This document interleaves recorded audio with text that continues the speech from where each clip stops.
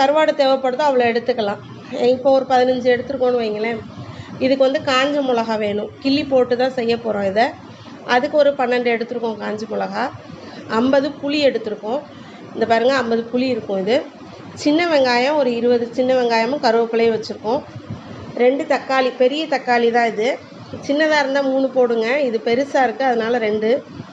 இதுக்கு வந்து 1/4 கிலோ வந்து சீனி அவரைக்காய். மதுரை சைடு ஊர் சைடெல்லாம் இதை வந்து நாங்கள் சீனி அவரைக்கான்னு தான் சொல்லுவோம். ஆனால் மற்ற ஊர்களில் இதை கொத்தவரங்கான்னு சொல்லுவாங்க. இதுதான் போட்டு வைக்கணுமா இதுக்கு அப்படின்னு இல்லை, கத்திரிக்காயும் போடலாம். கத்திரிக்காய் போட்டால் ரொம்ப ரொம்ப டேஸ்ட்டாக இருக்கும். சீனி அவரைக்காய் போட்டாலும் ரொம்ப டேஸ்ட்டாக இருக்கும். இதை நம்ம எதுக்கு சாப்பிடலான்னா மெயினாக சுடுகஞ்சி. ஊர் சைடு என்ன பண்ணுவாங்கன்னா இதை வச்சு மட்டை அரிசி இருக்குது பாருங்கள், பெரிய அரிசின்னு சொல்லுவாங்க அதை, மட்டை அரிசி. அதை